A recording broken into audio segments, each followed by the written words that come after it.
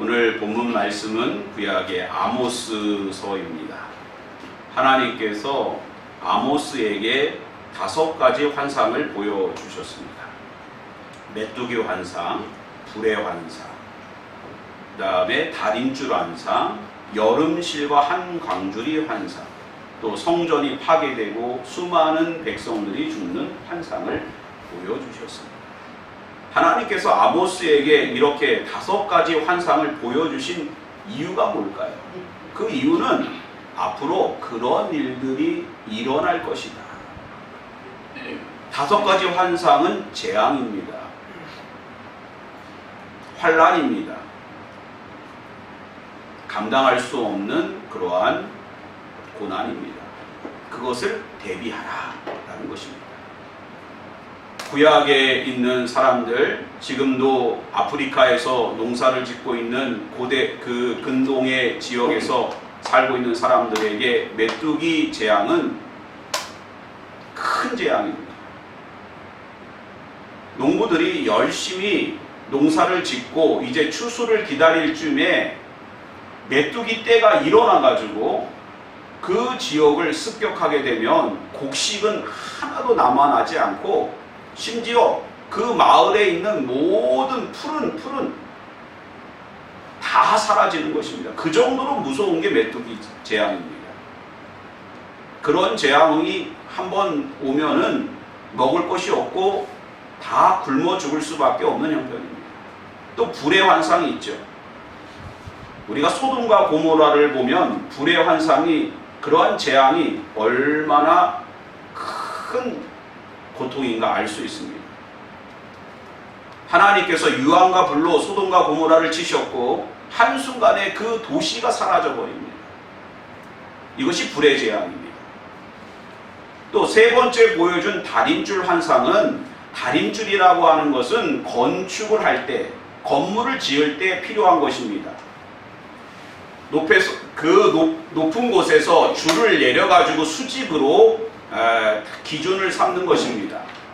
벽돌을 쌓을 때 우리는 육안으로는 이것이 맞는가, 수평이 맞는가, 수직이 맞는가 알 수 없지만 줄을 갖다가 딱 대면 어디가 잘못됐는지 한순간에 알 수 있는 것입니다. 단번에 알 수 있죠. 달인줄 환상은 우리가 겉으로 보기에는 하나님 앞에 얼마나 잘 신앙생활 하는지, 얼마나 지금 하나님 앞에 부끄러움이 없는지 잘 모르지만 하나님께서 달인줄을 우리들의 인생 가운데 내리는 순간 다 드러난다는 것입니다. 하나님의 마음이 확정됐다는 뜻입니다. 또 여름실과 한강줄이를 보여주신 것은 지금 이스라엘의 형편이 이렇게 여름실과 얼마나 보기 좋습니까? 그러나 금방 시들어지고 상하고 버려지고 하나님의 심판이 임박했다는 거죠. 성전이 파괴되고 수많은 사람들이 죽는 환상은 이제 더 이상 하나님께 나아가 눈물 흘리고 회개하고 하나님을 만나려고 하지만 그러한 길이 다 막혀버렸다는 것입니다. 이런 환상을 다 보여주신 것입니다. 하나님께서 앞으로 이러한 재앙이 이스라엘 가운데 임할 것이다 보여주신 거예요. 그럼 이러한 환상 가운데 정말 중요한 메시지는 무엇일까요? 빨리 회개하고 돌이키는 것입니다. 하나님 앞에 중보하는 것입니다. 하나님께서 아모스에게 이 환상을 보여주셨을 때 아모스는 하나님께 나아가 중보했습니다. 기도했습니다. 여호와여 청하건대 사하소서, 야곱이 미약하오니 어떻게 서리이까? 야곱이 미약해서 아직도 제대로 서지 못해서 어려서 몰라서 하나님 한 번만 용서해 주옵소서. 그래서 아모스가 하나님 앞에 기도할 때 하나님께서 메뚜기 재앙과 불의 재앙을 내리지 않으셨습니다. 거두셨습니다. 그런데 다시 하나님께서 달인줄 환상을 보여주셨을 때는 하나님의 마음이 확정된 것을 알고 아모스는 더 이상 하나님 앞에 중보 기도하지 않습니다. 사랑하는 성도 여러분, 하나님의 심판은 우리 가운데 임박해 있습니다. 지금 우리 가운데 나타나지 않았다고 해서 우리가 정말 교만할 것이 아니라 하나님 앞에 두렵고 떨리는 마음으로 있고 우리가 그 자리에서 돌이켜 다시 하나님을 두려워하며 하나님께 마음을 정하고 하나님의 은혜의 때를 노래하는 저와 여러분 되시기를 주님의 이름으로 축원드립니다. 여러분, 우리가 요나서를 얼마 전에 우리가 말씀을 나누지 않았습니까? 하나님께서 요나에게 저 니느웨로 가서 외쳐라 라고 말합니다. 요나는 듣지 않죠. 반대길로 가다가 큰 물고기 뱃속에 들어가서 회개하고 다시 올라가는데 니느웨는 사흘 길을 돌아야 그 소식을 다 전할 수 있습니다. 그러나 요나는 하루만 그 소식을 전합니다. 40일 이후면 이 성읍이 멸망합니다. 사람들이 도대체 무슨 말을 하는가 라고 귀를 기울입니다. 그런데 요나가 이제 40일 이후면 이 성이 멸망할 겁니다. 왜? 하나님께 약속을 했으니까 그 약속을 지키기 위해서 그냥 뭐라 그러는지 사람들이 잘 모르는데 그냥 막 열심히 달려가면서 그냥 외치는 것입니다. 놀라운 사실은 그 선지자를 통하여 주신 하나님의 말씀을 니느웨 사람들이 붙잡습니다. 왕부터 종까지 모든 사람들이 왕이 베옷을 입고 죄를 뒤집어 쓰고 하나님께 회개하여 그 재앙을 면했던 것입니다. 지혜로운 인생은 다른 인생이 아닙니다. 하나님 앞에 우리 자신을 세우고 하나님의 심판이 오기 전에 그 자리에서 돌이켜 회개하고 다시 하나님께 나아가는 인생이 진정 지혜로운 인생인 것입니다. 하나님은 이스라엘을 왜 심판하셨을까요? 그 질문을 좀 바꿔보겠습니다. 이스라엘은 왜 하나님께 심판을 받았을까요? 그 이유가 뭘까요? 하나님의 심판은 유다와 이스라엘을 향하여 먼저 선포되지 않습니다. 그 주변의 이웃 나라들에게 먼저 선포되는데 다메섹이라고 하는 나라가 있지요. 우리가 이스라엘을 가보면 갈릴리 위쪽에 지금도 시리아라고 하는 나라가 있고요. 시리아의 수도가 다메섹이에요. 예전은 그곳을 아람이라고 불렸습니다. 아람에 대하여 먼저 말씀하시는데 너희 다메섹이 행한 서너 가지 죄로 인하여 하나님이 너희를 심판하실 것이다. 그 서너 가지 죄가 뭐냐 하면 대표적인 게 털 타작기로 타작하듯 길르앗 사람들을 압박했다. 그럼 털 타작기로 이렇게 추수할 때 타작하듯 사람들을 죽였다는 거예요. 얼마나 참혹하게 날카로운 무기로 사람들을 무자비하게 무정하게 길르앗 사람들 하나님의 백성을 죽였다는 거예요. 또 암몬 사람들이 행한 그 서너 가지 죄를 지적하시는데 암몬 사람들은 어떻게 했느냐? 자신들의 지경을 넓히기 위해서 길르앗으로 쳐들어가서 아이벤 여인들의 배를 갈랐다. 상상할 수도 없는 그러한 죄악으로 인해서 하나님께서 다메섹과 암몬과 모압과 에돔과 이런 나라들을 친다는 거예요. 그리고 유다에 대해서 말씀하시는데 유다는 어떠한 죄로 인하여 하나님께서 치셨는가? 하나님의 백성은 아모스 2장 4절을 보니까 여호와께서 이와 같이 말씀하시되 유다의 서너 가지 죄로 말미암아 내가 그 벌을 돌이키지 아니하리니 이는 그들이 여호와의 율법을 멸시하며 그 율례를 지키지 아니하고 그의 조상들이 따라가던 거짓 것에 미혹되었습니다.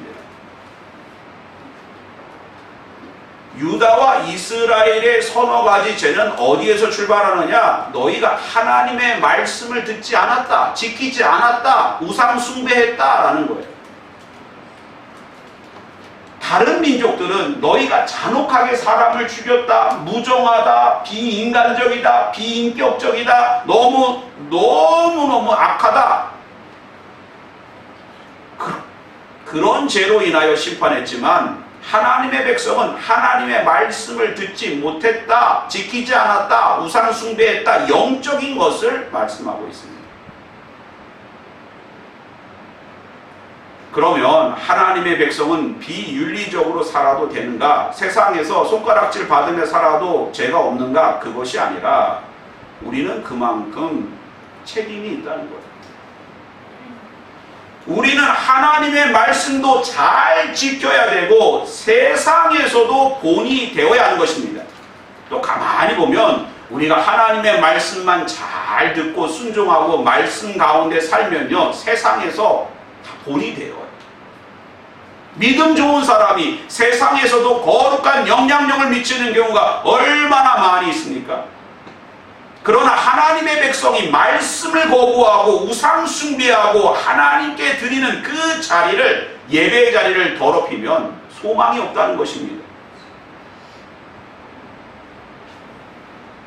아모스 시대에 이스라엘이 얼마나 하나님 앞에 근심이 되게 거짓되게 신앙생활을 했냐 하면 아모스 4장 4절을 보니까 이렇게 기록되어 있습니다. 너희는 베델에 가서 범죄하며 길갈에 가서 죄를 더하며 아침마다 너희 희생을 3일마다 너희 11조를 드리며, 아침마다 희생 제물을 아침마다 예배드렸고 3일마다 11조를 드렸다. 여러분, 우리의 수입이 한번 생각해 보세요. 여러분, 11조 얼마 만에 드립니까? 한 달 만에 드리잖아요. 또 많이 드리는 분은 일주일 만에 드리는 분도 있어요. 그러나 지금 이스라엘은요, 3일마다 드렸다. 얼마나 보기에 이들이 열심이었는가를 알 수 있습니다. 그런데 그 말씀 가운데 베델이 언급되고 있고요. 어디가 언급되고 있어요? 길갈이 언급되고 있어요.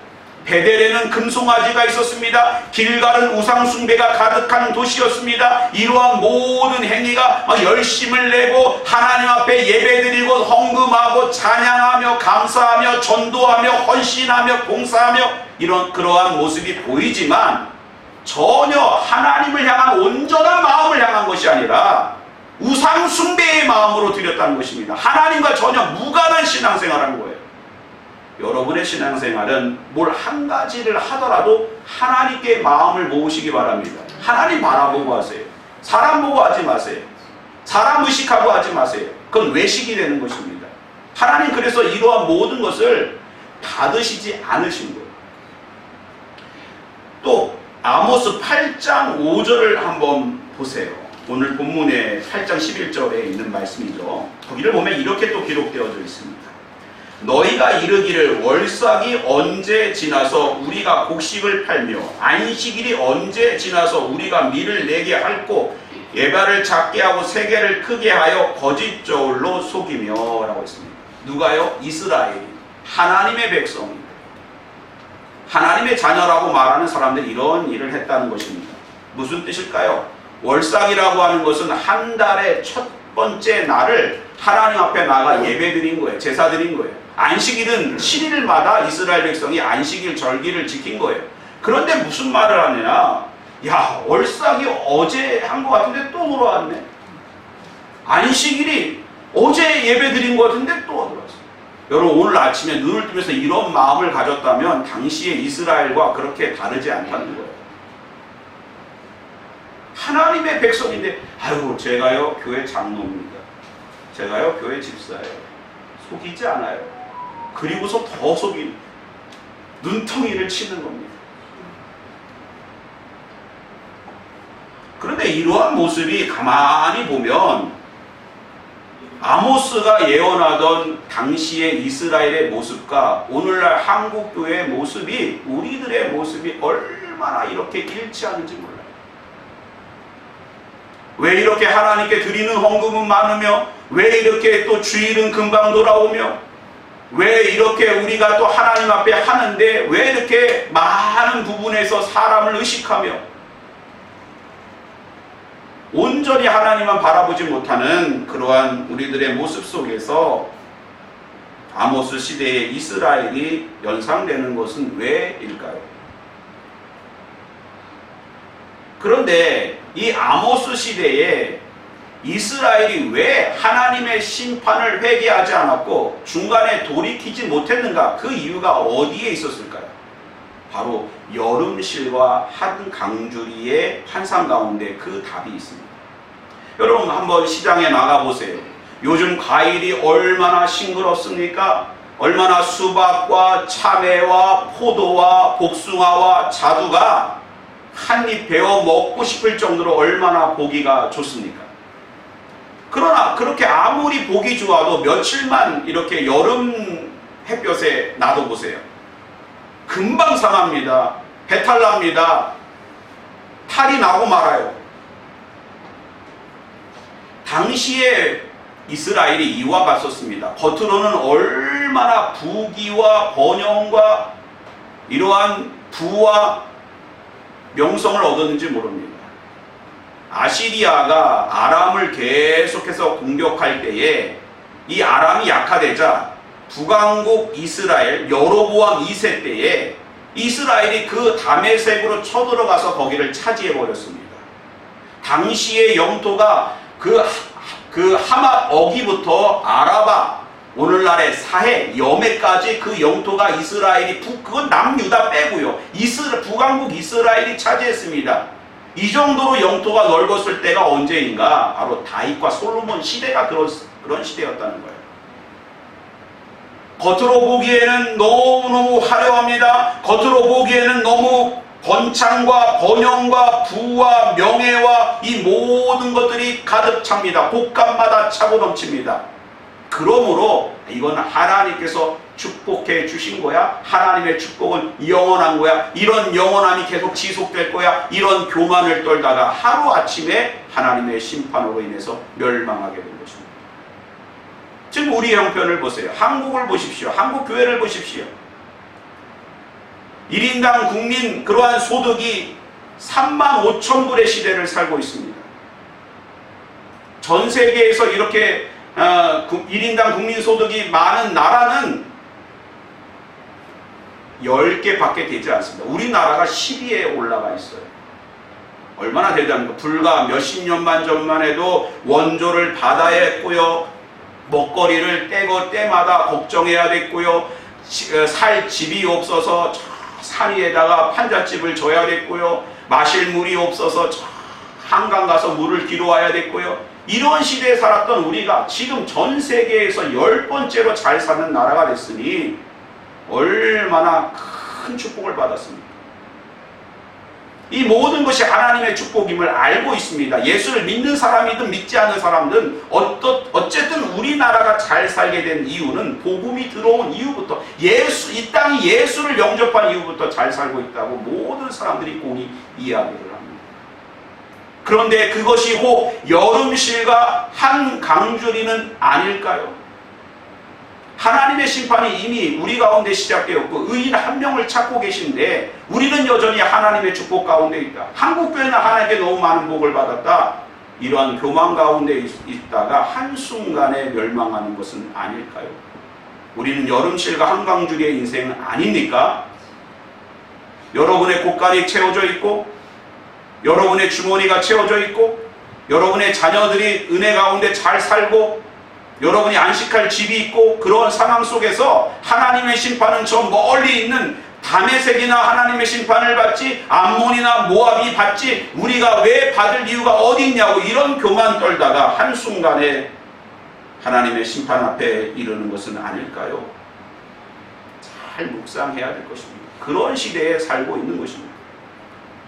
오늘 본문 말씀 11절 말씀 같이 한번 읽어보겠습니다. 시작. 주 여호와의 말씀이니라. 보라 날이 이를지라 내가 기근을 땅에 보내리니 양식이 없어 주림이 아니며 물이 없어 가람이 아니요 여호와의 말씀을 듣지 못한 기간이라. 이스라엘이 하나님의 심판을 받은 그 이유는 바로 하나님의 말씀을 멀리했기 때문입니다. 그러므로 말씀에 기근이 왔던 것입니다. 가장 경계해야 되는 거예요.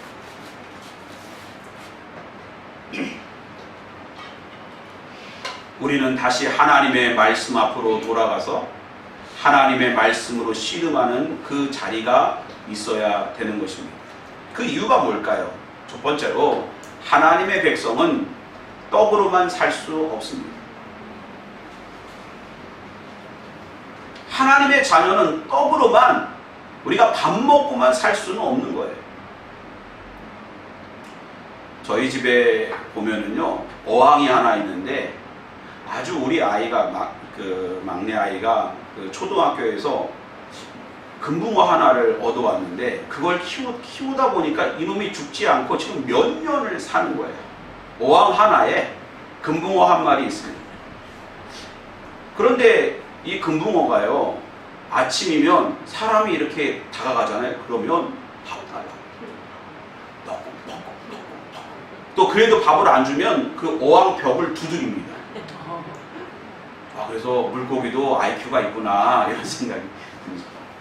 근데 이렇게 동물은요, 먹는 것만 해결하면 문제 없어요.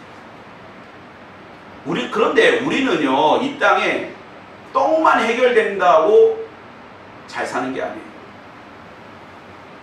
하나님의 백성은 말씀으로 살아야 될 줄 믿습니다. 마태복음 4장에 보면 예수님께서 공생애를 감당하시면서 40일 동안 광야에서 성령 하나님 인도하신 가운데 금식을 하셨고, 그때 마귀가 나타나서 예수님을 시험하죠. 배고픔을 느끼는 주님에게 네가 하나님의 아들이거든, 네가 정말 하나님이라면 돌들로 떡덩이가 되게 하라. 그랬을 때 예수님 뭐라고 말씀하셨죠? 사람이 떡으로만 살 것이 아니고 하나님의 입에서 나오는 모든 말씀으로 살 것이다. 무슨 뜻이냐면 예수님이 이 땅에 육신의 모양으로 육신을 입고 오셨지만 이 땅에 떡을 구하기 위해서, 부와 명예를 얻기 위해서 온 것이 아니라 십자가와 부활의 하나님의 사명 감당하기 위해서 왔다는 것입니다. 여러분, 우리가 이 땅에 살면서 오늘도 우리는 예배 끝나고 무엇을 먹을까 점심을 해결해야 됩니다. 또 무엇을 마실까 우리의 음료를 해결해야 됩니다. 그러나 정말 중요한 것은 하나님의 말씀을 해결하시기 바랍니다. 말씀의 해갈 가운데, 말씀의 은혜 가운데 우리가 다시 서야 될 줄 믿습니다. 미국의 신앙 잡지인 크리스찬 포스트에 죽어가는 교회의 4가지 특징을 기록해 놨는데, 첫 번째 특징이 성경을 떠난 교회, 말씀을 떠난 교회는 죽은 교회다. 또 그 밖에도 죽어가는 교회의 특징은 특권의식이 있는 교회, 또 소문이 많은 교회, 또 개인주의가 강한 교회는 죽어가는 교회다. 좋은 소문 내야죠. 새별교회는 이웃들에게 좋은 소문 내야 될 것입니다. 저 교회 너무너무 좋아. 그리고 공동체가 너무너무 아름다워. 신앙 공동체가 자기만 아는 것이 아니라 남을, 옆에 있는 사람을 살리려는 그러한 교회예요. 죽이려고 하는 교회가 아니라 살아나려고 하는 교회. 이런 소문이 돌아야 됩니다. 무엇보다도 말씀이 살아있는 교회가 되어야 할 줄 믿습니다. 하나님의 백성은 떡으로만 살 수가 없는 것입니다. 두 번째로, 말씀의 기근 가운데 우리는 하나님을 만날 수가 없습니다. 생명이시고 길이 되시고 진리가 되시는 예수님을 말씀이 없으면 만날 수가 없는 거예요. 하나님의 영광이 떠나가는 것입니다. 창세기 17장 1절을 보면 하나님께서 99세의 아브라함, 99세가 된 아브라함에게 나타나셨다는 거예요. 말씀하셨다는 것입니다. 그러면 16장에 하나님께서 아브라함에게 나타나신 때가 또 언제냐? 86세 때예요. 그러면 몇 년의 공백이 있습니까? 13년입니다. 아브라함은 하나님의 거치라, 그렇게 칭찬을 받았어요. 늘 하나님과 동행했습니다. 하나님의 말씀 붙잡고 살았어요. 그런데 왜 13년 동안 하나님 침묵하셨을까요? 86세의 아브라함이 어떤 일을 했어요? 하나님은 분명히 사라를 통하여 너의 후손을 기업을 물을 것이다 약속했는데, 아브라함이 누구를 첩으로 들였어요? 부인으로 들였어요? 사라의 몸종 하가를 첩으로 들여서 이스마엘을 낳은 게 86세 때예요. 그러므로 하나님이 13년을 침묵한 거예요. 왜? 하나님의 말씀에 경청하지 않으니까. 아무리 믿음이 좋고 신앙이 좋아 보이는 그러한 사람에게서도 하나님의 인재를 찾을 수 없는 거예요. 그것이 재앙입니다. 하나님이 떠나면, 예수 그리스도가 떠나면 생명도 떠나는 것임을 기억하시기 바랍니다. 우리 앞에 에발산, 그리심산 있고 애매모호산은 없어요. 사망이냐 생명이냐, 하나님의 말씀 영광이 떠나면 사망입니다. 우리가 생명의 길을 찾을 수가 없는 것입니다. 아모스 선지자는 그 이름의 뜻이 짐을 지고 가는 자예요. 짐을 진다. 그러니까 늘 이렇게 짐을 지고 다니는 인생이었어요. 아모스는 사실상 그 북왕국 이스라엘 사람이 아니라 예루살렘에서도 남쪽으로 20km 떨어진 드고아 출신의 목자였습니다. 뽕나무를 배양하는 사람이었어요. 팜을 갖고 있는 농장을 경영하는 사람이었습니다. 근데 그 사람이 왜 이스라엘까지, 저 사마리아까지, 왜 길갈까지, 베델까지 올라갔느냐? 그를 노케드라는 목자라고 썼는데, 노케드는 나카드에서 왔는데, 나카드라고 하는 것은 어린 그러한 양들인데 볼품은 없지만 그 양모가 최고급의 그 털이, 양털을 그렇게 높게 쳐주는 그러한 양들을 길렀다는 거예요. 그런 양모를 채취해가지고 짐을 져서 저 북쪽까지 가서 팔아가지고 그렇게 또 생계를 유지했던 선지자였습니다. 그런데 하나님께서 그렇게 짐을 지는 아모스에게 말씀의 기근이 있는 이스라엘을 향하여 이제는 내가 양털을 지고 갈 것이 아니라 하나님의 말씀을 지고 올라가라. 가서 기근을 해결해라. 말씀의 해가를 선포해라. 라고 했지만 북이스라엘이 아모스를 거부했어요. 핍박했습니다. 내쫓았어요. 그러므로 더 이상 하나님의 긍휼과 자비가 그 땅에 임하지 않은 것입니다. 사랑하는 성도 여러분, 오늘 우리가 하나님의 말씀을 들을 때 회개하고 하나님의 말씀 붙잡을 때 붙잡는 저와 여러분 되시기를 주님의 이름으로 축원드립니다. 이제 한국교회는 말씀의 기근 가운데 어떻게 해야 될까요? 가만히 보면 한국교회는 말씀의 홍수 가운데 있습니다. 중요한 사실은 홍수 가운데 마실 물이 오히려 귀하다는 거예요. 우리는 여기저기 수많은 목회자들과 수많은 방송과 인터넷을 통하여 우리가 또 우리 스스로가 성경을 옆에 끼고 하나님의 말씀을 얼마든지 보고 듣고 알 수가 있습니다. 그러나 역시 우리는 말씀의 기근 가운데 살고 있지 않습니까? 하나님의 말씀 듣고 순종하는 그 한 사람을 하나님 찾고 있는 것입니다. 이러한 기근 가운데 진정으로 아모스처럼 하나님의 말씀을 지고 갈 수 있는, 하나님의 말씀대로 사는, 그렇게 묵묵히 실천하는 그 가운데 소망의 빛을 내는 그 한 사람을, 의인 한 명을 찾고 있는 이 시대에 여러분을 통하여 말씀의 은혜가 여러분의 삶의 지경 가운데 한국교회에 다시 한번 일어나는 그러한 놀라운 역사가 있기를 주님의 이름으로 축원드립니다. 기도하겠습니다.